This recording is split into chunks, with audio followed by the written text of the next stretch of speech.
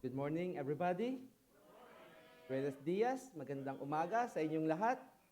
That's three languages. And that's it. Don't ask me anymore. Praise the Lord. Hallelujah.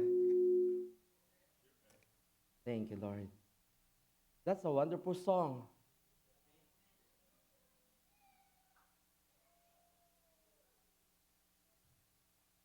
Praise the Lord.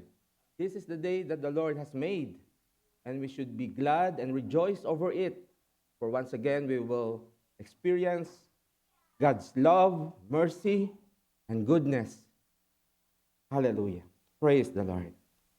We welcome everybody, especially those who are online. Welcome to Colton Community Church. We pray that you will be blessed as the people here in this sanctuary will be blessed as well. Thank you, Lord.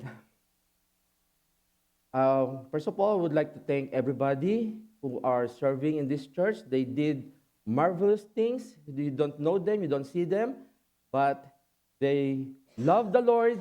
That's why they serve Him in this church. Why don't we give clap to the Lord for their services? Let's give clap to the Lord. Hallelujah. Thank you, brothers and sisters, for faithfully serving the Lord in this church. My name is Arturo. I know everybody knows me already, but for some of you that don't know me, my name is Arturo. And from my previous job, where I work in Rancho Cucamonga, everybody called me Arturito. They all Spanish-speaking people. I don't know what Arturito means, but it sounds cute and delicious. Sounds like burrito. Arturito burrito. Okay, that's all for that name. Well, from time to time, Pastor Paul assigned me to lead the Wednesday Bible study, and I appreciate that, Pastor, that you always use me to God's service. My heart's desire always to preach, teach the Word of God, but the problem is I'm not fluent in English. This is my second language. So it gives me courage by God's help. And I really love the way Brother Agustin said one time when he preached. He said, it's okay that I made mistake in pronunciation or in grammar because we're family. Right? Amen. Praise the Lord. You need to be aware, church. If you see a pastor or a guest speaker sitting in front of you during sermon, most likely he will preach a very long sermon. But in my case, I will try not to preach a long sermon because I still believe in the effectiveness of a short sermon. Long sermon moves you out from your chair and leave the church, but short sermon moves our hearts to the obedience of God's word. Amen? Everybody shout, praise the Lord. Amen. Hallelujah. Praise the Lord. Okay. Our sermon for today is the continuation from the Gospel of Luke. And we are in chapter 18. And the title of our sermon is Open My Eyes, Lord. Let's pray. Dear God, our Heavenly Father, hallowed be thy name. We give you thanks, we give you praise for once again, for the freedom that your people can gather in this place with one purpose, and that is to give you praise, to give you honor, and to listen to your words, to what you are going to teach us today. We are so excited, O Lord. Open our eyes so that we may see your message for us today. Put your words into my mouth, and let your words be into our hearts, and let our hearts be a good ground so that it will bear fruit, much fruit, for the glory of your name, O Lord. We pray this in Jesus' name. Everybody say, amen.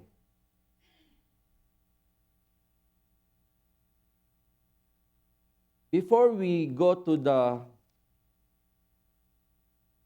groups of people that we are going to study, I would like to give you a short background of Luke chapter 18. Jesus and his disciples were in Jericho, and it is 17 miles to Jerusalem. It's a 4 hours walk, but for me, maybe 4 days walk.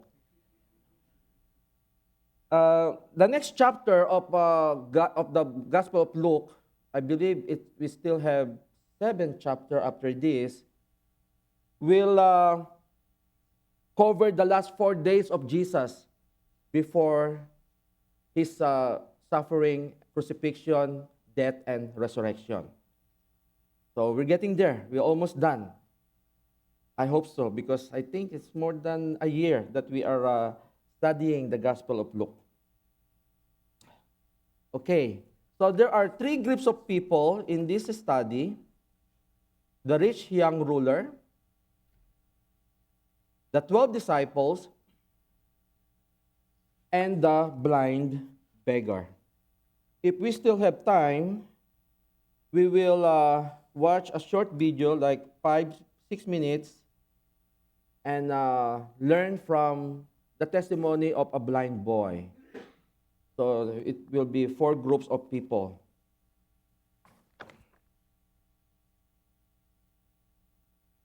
Everybody's quiet. I'm a little nervous. This is my first time preaching to a large group of people, especially plus those who are online. The last time I preached was 2017 in Ohio. That was 7 years ago. So I'm a little nervous, and whenever I see faces that are starting to smile, my nerves are diminishing. So thank you for smiling, brother. You always smile. I see a lot of people smiling now. Thank you for helping me not to get nervous. Amen. Amen. Praise the Lord.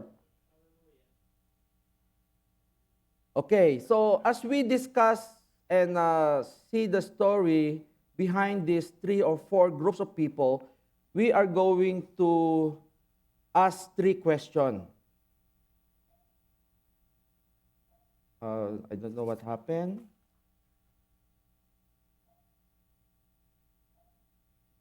Pastor, next, I need the pastor's help. Good thing we have a pastor. Amen? In Ohio, we don't have a pastor.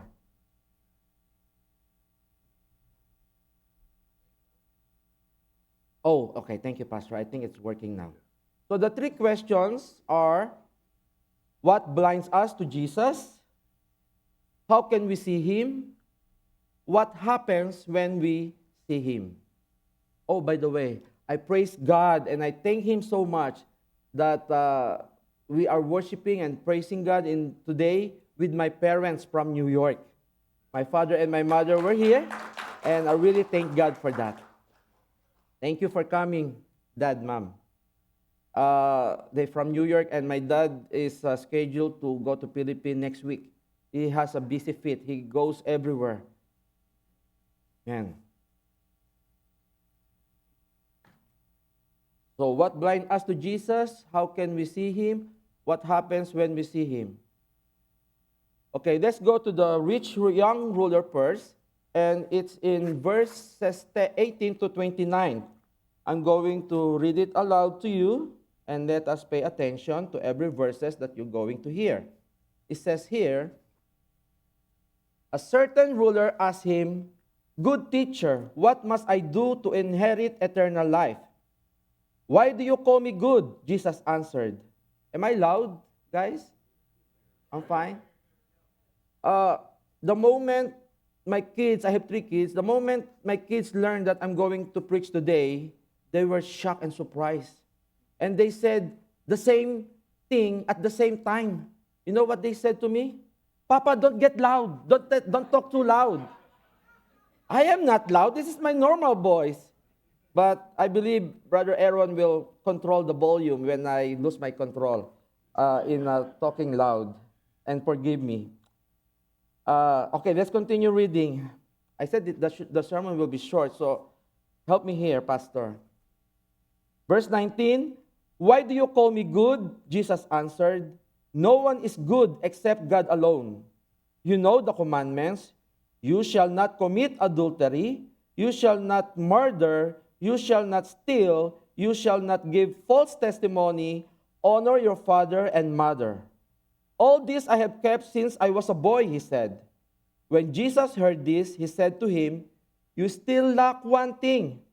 Sell everything that you have and give to the poor, and you will have treasure in heaven. Then come, follow me." When he heard this, he became very sad because he was very wealthy. Jesus looked at him and said, "How hard it is for the rich to enter the kingdom of God. Indeed, it is easier for a camel to go through the eye of a needle than for someone who is rich to enter the kingdom of God." Those who heard this asked, "Who then can be saved?" Jesus replied, "What is impossible with man is possible with God." Peter said to him, we have left all we had to follow you." "Truly I tell you," Jesus said to them, "no one has left home or wife or brothers or sisters or parents or children for the sake of the kingdom of God will fail to receive many times as much in this age and the age to come eternal life." So this is the story of the young rich ruler. Okay, what blinds him to Jesus? He is not blind because it was recorded in 3 Gospels, the story of this young rich ruler. And I believe in the Gospel of Mark, it says the young ruler ran toward Jesus and knelt before him and asked the most important question that we can ask in this world. "What should I do, teacher, to inherit eternal life?" So what blinds him to Jesus? So it says here, blinded by self-righteousness. He thought he was a good person by obeying the law. He said, since I was a boy, I'm obeying all these laws. So he looked at himself as righteous. And if you remember last Sunday, Pastor told about the Pharisee and the tax collector, right? And it's the same story that can be read in the book of Luke chapter 18. And we know that the Pharisee is very self-righteous. And God doesn't like that. So he is blinded by self-righteousness. And what else?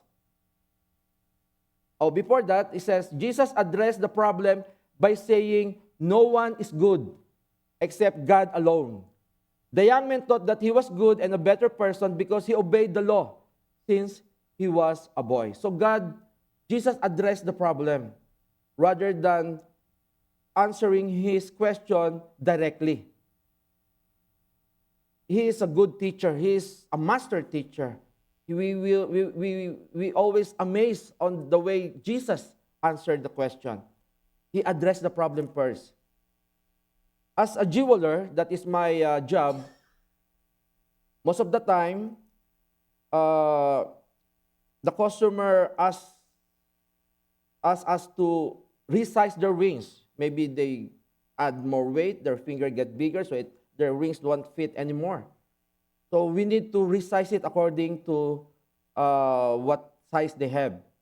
But before we do that, we need to put the rings in the microscope to have a better view. And if we see cracks, we see problem, we need to address that first. We don't resize right away the ring because it will create more problem. So we talk to the customer, or before we resize the ring, we need to deal with the problem first. We need to fill in those cracks before we resize it. So that's what Jesus is doing here. Jesus knows everything about us. He is the omniscient God. He is the all-knowing God. We cannot hide anything from Him. That's why Jesus knows that this young ruler that came to Him, asking what to do to inherit eternal life, He did not say right away what he need to do, but He addressed the problem. you are looking to your goodness. That's why God said, no one is good. Only God is good. So he need to admit, the young ruler, to himself that he is not good, even though he is obeying and keeping the law since his childhood. So no one is good. That's why Jesus said, it's impossible or it's hard for a camel to go into an eye of a needle. Because no matter what we do, we will fall short of the glory of God, because all of us have sinned. That's what the Bible said. Even though he's keeping all the law, the Bible said, for whoever keeps the whole law but fails in one point has become guilty of all of it. Even though you obey all the laws of God, you will still stumble in one law. You will still disobey one law. And you become guilty of all of it. Only one person fulfilled the law, and that is Jesus. Amen? So that's why we need to put our faith in Jesus. We need to accept him in our life so that his righteousness will become our righteousness. And that's how we become pleasing to the eyes of God, by receiving Jesus in our hearts, because he alone fulfilled the law. So no one is good except God alone. The Pharisee stood by himself. I said this already. So what else that blinds him to Jesus? Blinded by his wealth. We learned that from the scripture that I have read from you. He loved his money more than God. So again, Jesus addressed the second problem by saying, sell everything you have and give to the poor. Jesus knows that this young man loved his money, love his possession more than God. And that's what happened. The rich young ruler left Jesus very sad. Why? Because he was very rich. Not only rich, very rich. So that just proving that this man, this poor guy, even though he is sincere, imagine, he is a ruler, he is rich, but he came running toward Jesus during the day. He's not embarrassed for the people to see him. Unlike Nicodemus, the Pharisees, a ruler or a religious leader, he went to Jesus during the night because he is embarrassed or afraid for somebody to see him meeting Jesus and asking him questions. But this young ruler is sincere. He ran toward Jesus. He saw an opportunity. There are a lot of crowds gathering with Jesus. But maybe he saw an opportunity and he ran so that he can ask these most important questions that a man could ask. So what Jesus said in the other gospel, Jesus said, the gospel, I believe it's in the book of Matthew or Mark, Jesus looked at him and loved him. We may be surprised, this is my only opinion, that when we go to heaven, we will see this rich young ruler. Even though he went away very sad, I believe later on in his life, he was one of the 3,000 in the day of Pentecost that got saved and sold all their possessions and gave to the apostles. I believe he was one of those people, because the scripture said Jesus looked at him and he loved him. He's so sincere, and he bowed down, meaning he's humble, and God always wants us to be humbled in front of him. Amen. So let's proceed. How can he see him? By putting our eyes away from ourselves, from our self-righteousness. We have to put our eyes to Jesus and see and believe what he did for us to inherit eternal life. It's all about what he did and not what we did. Ephesians chapter 2 verses 8 and 9. For by grace you have been saved through faith, and this is not your own doings. It is the gift of God, not a result of works, so that no one may boast. Eternal life is a free gift. You cannot do anything about it to inherit eternal life. That is the message for today. So I welcome everybody, including those online. If you have not received this gift to receive eternal life, I encourage you to do so right now. To open your eyes to see Jesus, who He really is. He is not just a teacher. This young ruler called Jesus good teacher. That's all. But he did not see Jesus as his Redeemer, as his Savior. And that's what we need to do. We need to accept Jesus as our Lord and Savior. Because if we confess with our mouth that Jesus is Lord and believe in our heart that God raised Him from the dead, you will be saved. It doesn't say you may be saved. It's a guaranteed promise. You will be saved if you confess, if you believe. Because with the heart once believed and is justified, and with the mouth one confess and is saved. Past tense, saved once you confess, once you believe. It's done. You're saved. You have eternal life. Amen? Praise the Lord. Hallelujah. Hallelujah. We need to see ourselves in dire need of a Savior. That's the first thing we need to do. We need to see ourselves in desperate need of a Savior, in desperate need of Jesus.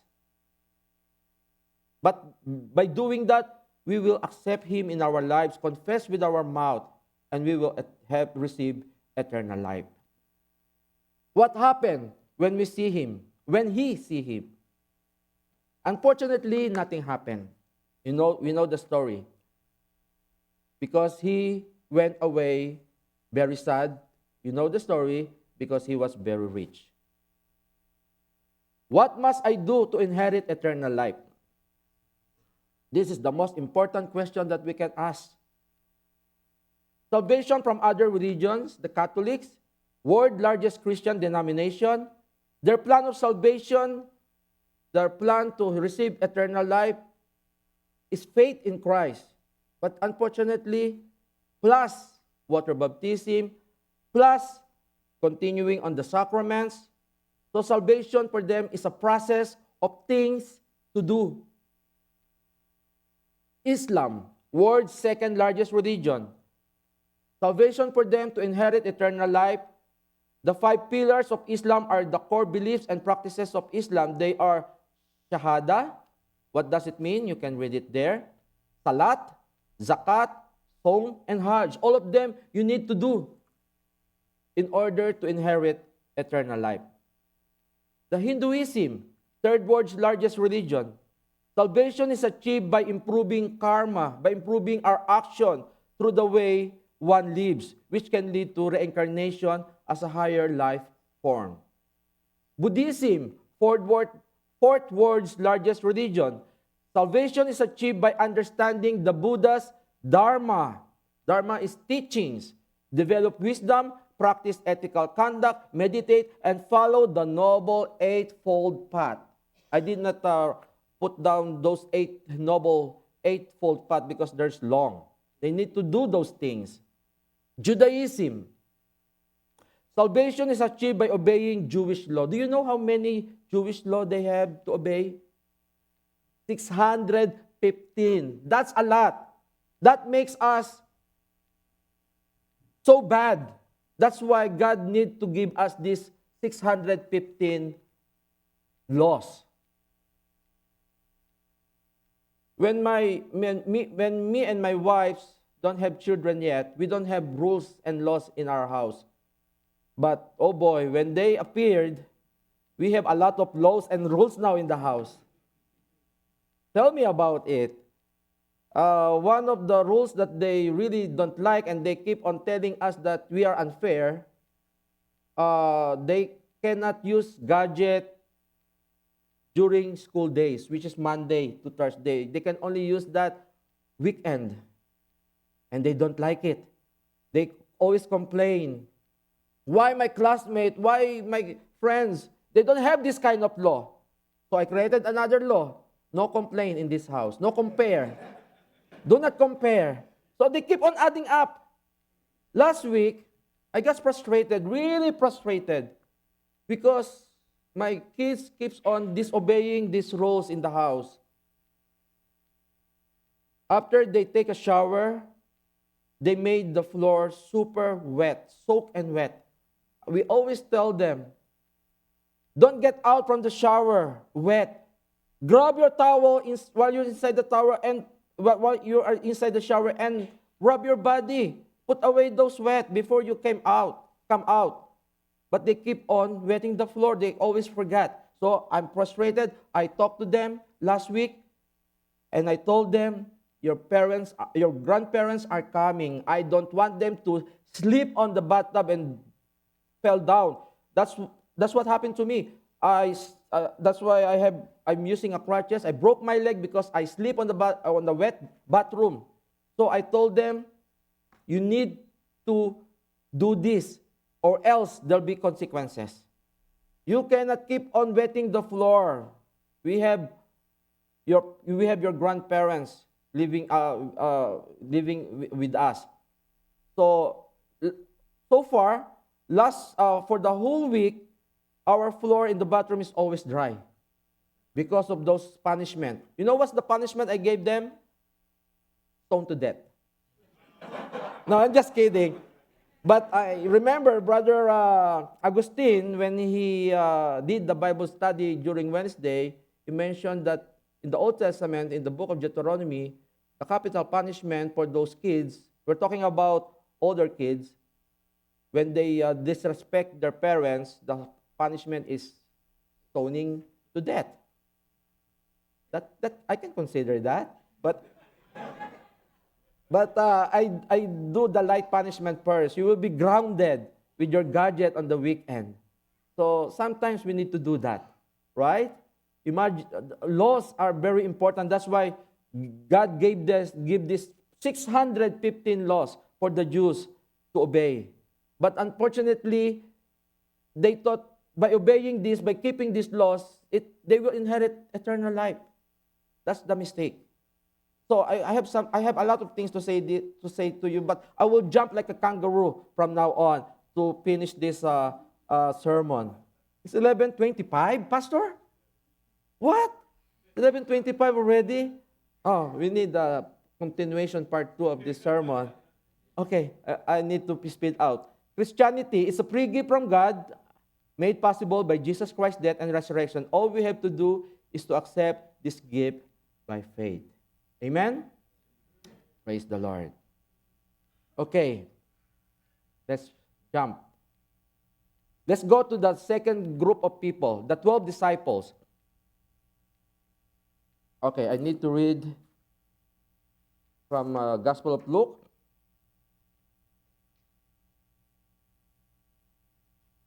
Thank you for your patience, brother and sister.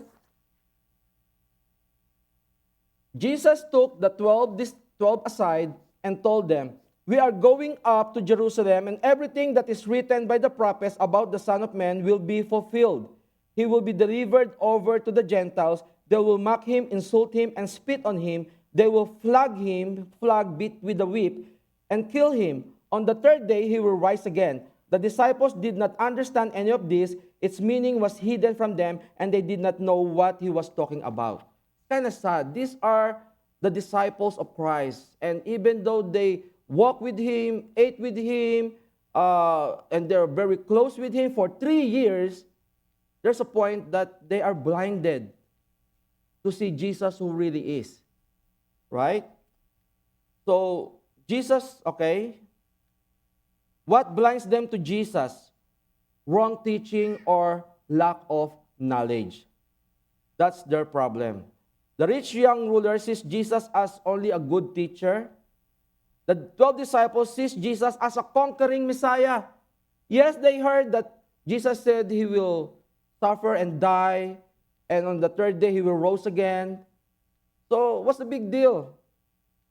He will die and he will suffer and die, but he will reign. He will get resurrected, and he will reign and establish his kingdom and defeat all those Roman empires and set free the Jewish. That's their thinking. That's what they're thinking on this time. That's why they cannot see Jesus as the suffering Messiah. They see Jesus as only the conquering Messiah. So they're blinded. I can go on and explain this, but we don't have much time. In Islam, Jesus is only a prophet and a messenger of God. Jehovah's Witness believe that Jesus was the Archangel Michael before he became human, and after resurrection, he became Archangel Michael again. The Jewish people believe Jesus existed, a good teacher, but they do not accept him as their Messiah.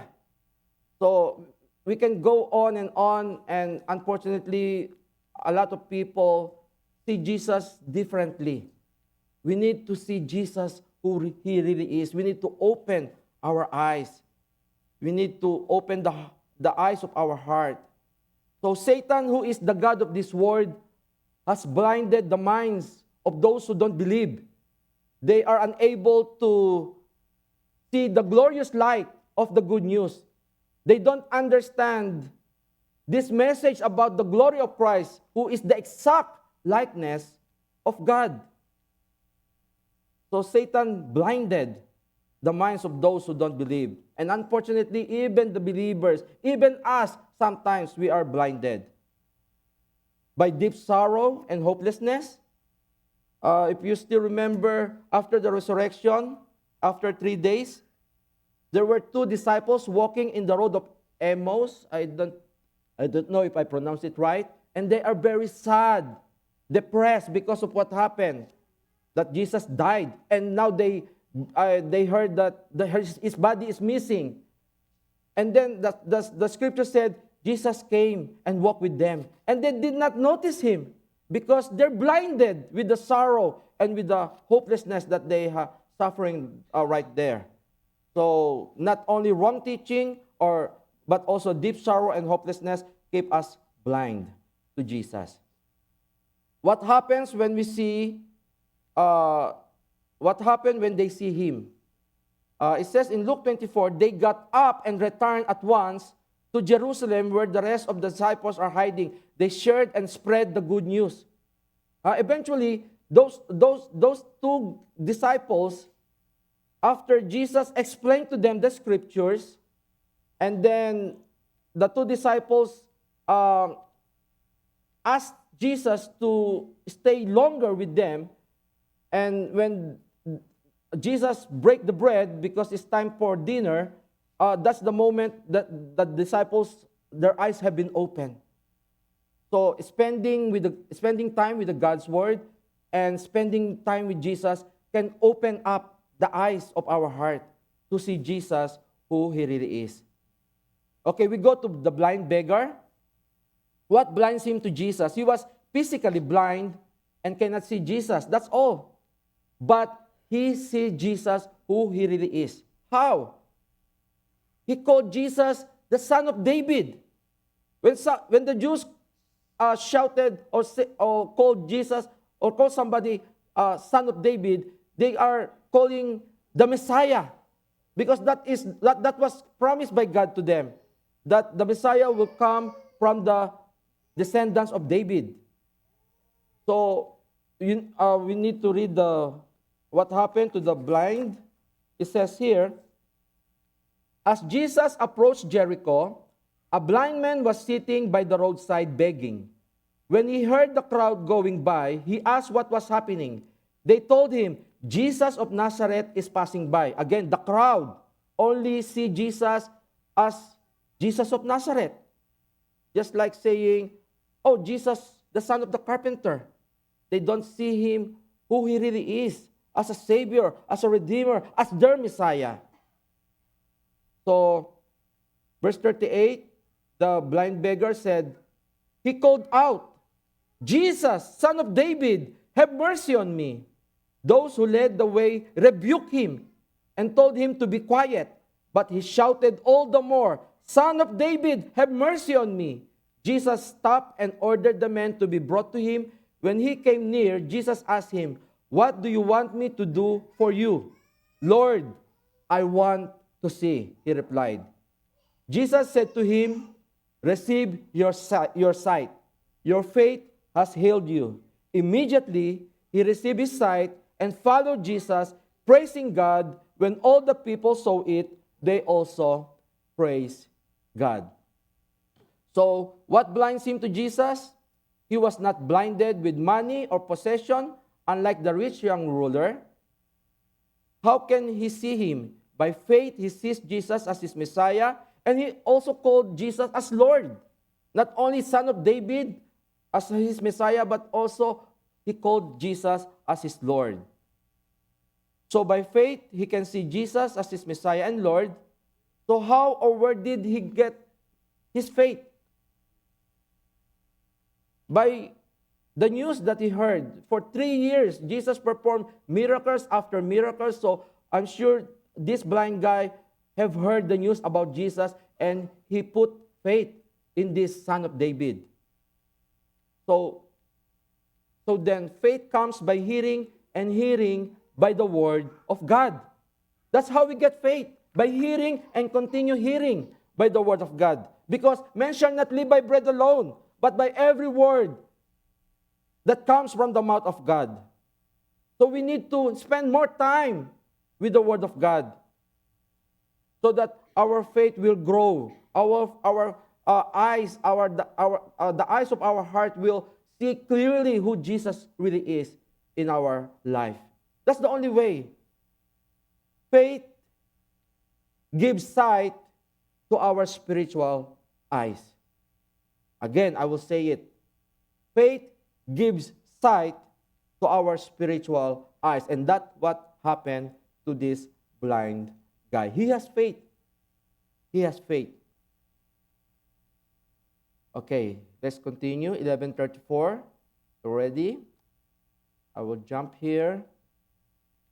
Okay, 4 groups of people. The rich young ruler, the 12 disciples, the blind beggar.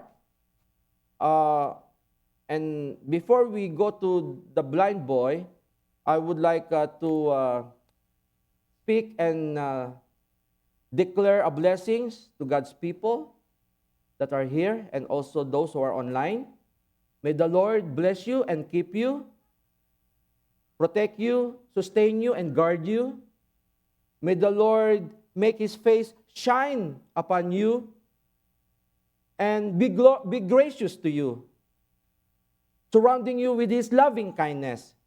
May the Lord lift up His face, His countenance upon you, and give you peace. May the Lord open the eyes of our hearts so that we may see and behold Jesus as our Lord and Savior, as our Redeemer and Deliverer, so that we may see ourselves in desperate need of a Savior, in desperate need of Jesus, so we may trust Jesus more, so that we may serve Him more, so that we may love Him more. This is the cry of our heart.